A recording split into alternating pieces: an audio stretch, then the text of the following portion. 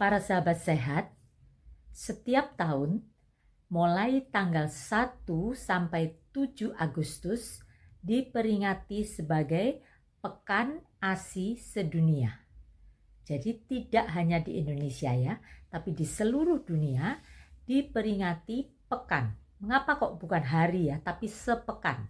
1 minggu, tanggal 1 sampai tanggal 7 Agustus, karena memang hal ini sangat penting sekali. Setiap tahun mengusung tema yang berbeda-beda, tapi tujuannya tentunya satu, ingin meningkatkan, ingin mempromosikan betapa pentingnya ASI bagi kehidupan bayi kita.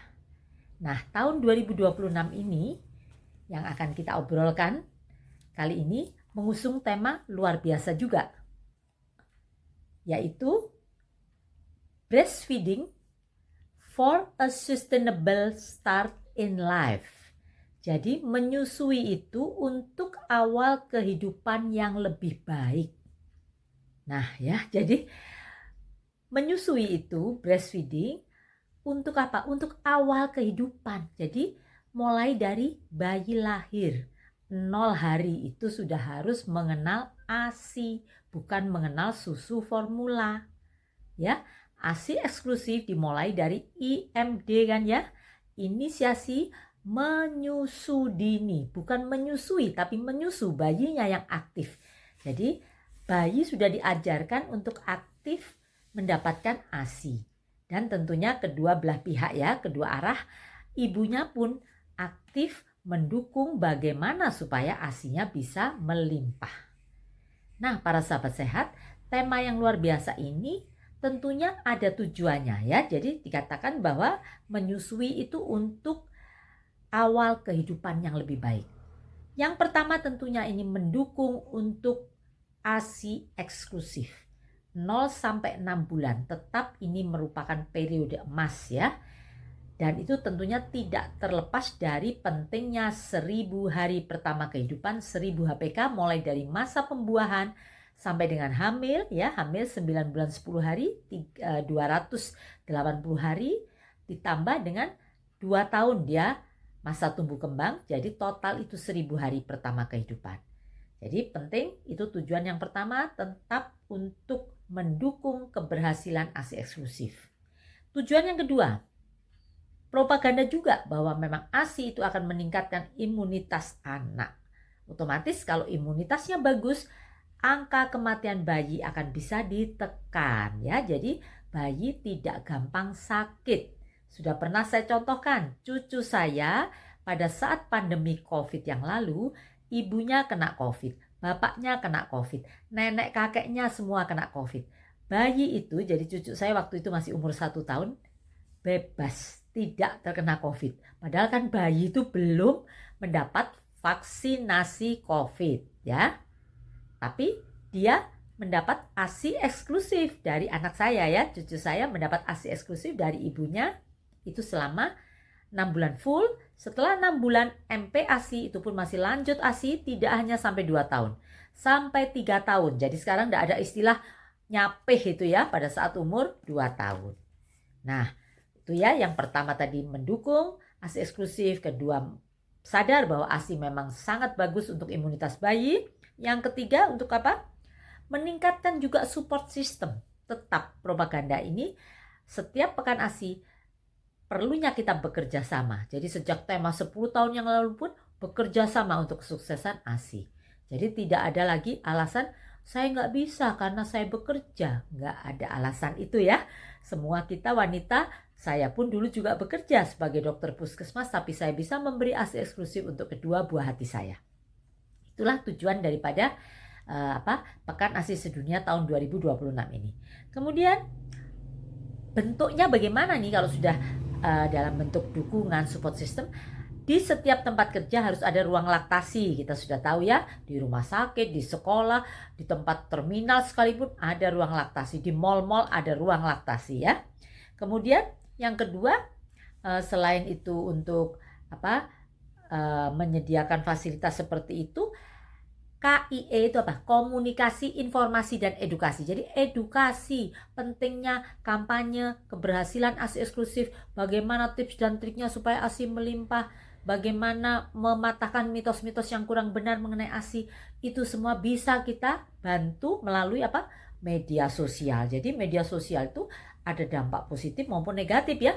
Khusus untuk ASI ini, wah dampaknya hebat, dampak positif tentunya untuk mempropagandakan pentingnya ASI. Jadi ibu-ibu muda yang sangat gaul, aktif di dalam media sosial, dia seliwar-seliwar terus di entah di TikTok, entah di Instagram, entah di Facebook, entah di YouTube, itu tentang pentingnya ASI. Nah, kalau semakin sering dilihat melalui media sosial, tentunya itu memang suatu hal yang penting ya para sahabat sehat.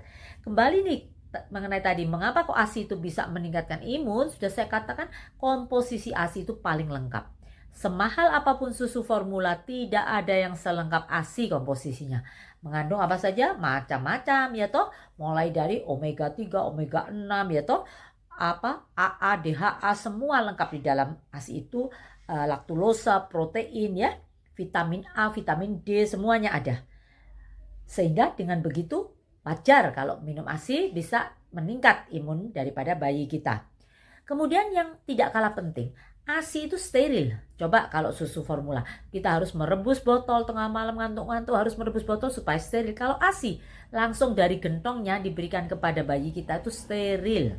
Dan yang luar biasa lagi, suhunya pun pas ya. Tidak terlalu dingin, tidak terlalu panas ya. Kalau susu formula kita harus nyoba dulu, wah kepanasan nggak, kedinginan nggak. Kalau ASI itu suhunya pun pas. Nah, luar biasa sekali ya Tuhan menciptakan ASI untuk kita memberikan kasih sayang terbesar kepada buah hati kita sejak dia lahir adalah dengan memberikan ASI ya. Kemudian itu kan manfaat untuk bayi ya, jelas ya, meningkatkan imunitas ya toh, meningkatkan bonding juga. Bayi mendapatkan yang terbaik. Nah, untuk ibunya itu pun penting para sahabat sehat. Ibu-ibu yang memberikan ASI, dia secara psikologis merasa sempurna sebagai wanita, bisa memberikan yang terbaik untuk buah hatinya ya. Kemudian bisa mencegah terjadinya penyakit kanker. Nah, bila memberikan ASI, mencegah terjadinya CA mami, mencegah kanker payudara, mencegah kanker rahim ataupun kanker indung telur. Nah, ini ya, bagus banget. Jadi ASI penting untuk tidak hanya bonding antara ibu dan bayi, tapi juga mencegah penyakit-penyakit yang berbahaya bagi ibunya. Nah, para sahabat sehat tadi kan sudah jelas di depan bahwa ASI eksklusif memang 6 bulan pertama. Setelah 6 bulan MPASI, tapi tetap ASI-nya diberikan sampai umur berapa? Sampai umur 2 tahun, bahkan 3 tahun tidak masalah ya. Jadi sekali lagi 1000 hari pertama kehidupan. Nah, sebelum saya akhiri tayangan kali ini, saya perlu memberikan tips dan trik kepada para sahabat sehat bagaimana supaya ASI itu melimpah. Karena sering kali para bunda datang kepada saya, maaf dokter, saya cuma bisa menyusui maksimum 3 bulan. Loh, kenapa begitu? Karena setelah itu saya bekerja. Loh, siapa yang menyuruh berhenti bekerja? Nggak ada, tetap bisa bekerja.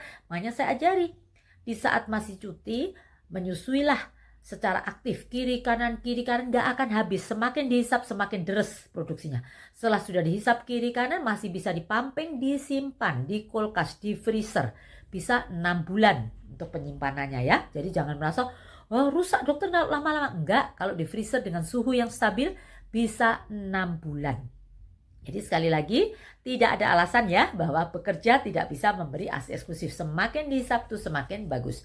Tips yang paling penting sebetulnya, dasar dari semua ini saya katakan, seorang bunda yang baru melahirkan tidak boleh stres.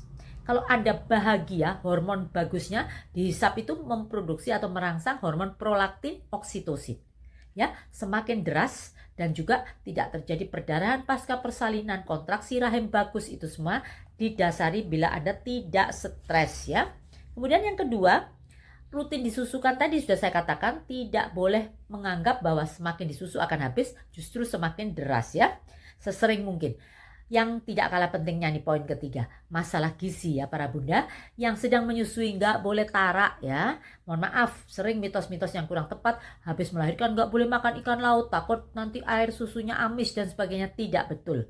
Anda makan ikan laut, mau tongkol, mau tuna, mau salmon, mau udang, mau kepiting, semua boleh. Mau ayam, mau telur. Mungkin itu dokter kan mahal-mahal, yang murah aja. Telur murah. 1 kilo telur cuman berapa? 24.000. Isinya banyak kan? Isinya bisa 15 butir. Nah, kemudian apalagi? Ikan teri boleh, ikan pindang boleh. Jadi tidak ada pantangan. Gizi seimbang dan hidrasi yang cukup. Tidak boleh kekurangan cairan. Kalau Anda menyusui pasti merasa haus, silahkan minum air putih yang banyak. Mau minum air putih boleh, mau minum air kelapa boleh, mau minum jus buah boleh ya. Supaya tidak dehidrasi. Kemudian yang penting lagi nih, para sahabat sehat, masalah istirahat nih. Ibu-ibu yang sedang nifas ya, habis melahirkan, kalau bayinya tidur walaupun di siang hari ataupun masih agak pagi, ya ikut tidur. Nggak usah, nggak boleh dokter nanti darah putihnya naik, mitos ya.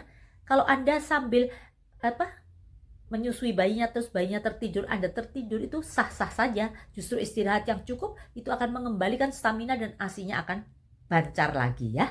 Jadi jangan begadang terus-menerus. Bayi tidur ya ikut tidur. Kalau bayi tidur Anda nyambi pekerjaan rumah tangga boleh, tapi capek ya ikut tidur, begitu ya. Jadi sekali lagi, tidak boleh stres, istirahat yang cukup. Makanya saya katakan berkali-kali, pola hidup sehat itu ada 3 unsur. Tidak hanya masalah diet, tapi juga tidak boleh stres. Yang paling penting juga istirahat yang cukup. Itu pun sama tips dan trik agar ASI melimpah. Saya rasa itu saja ya para sahabat sehat.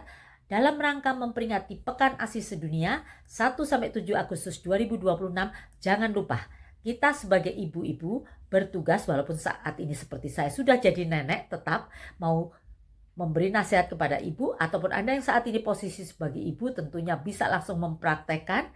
Kalaupun Anda masih remaja putri, kalaupun Anda belum menikah, tetap penting edukasi ini untuk mendukung itu tadi ya, breastfeeding for a sustainable start in life. Menyusui untuk awal kehidupan yang lebih baik menyongsong generasi emas tahun 2045. Salam sehat.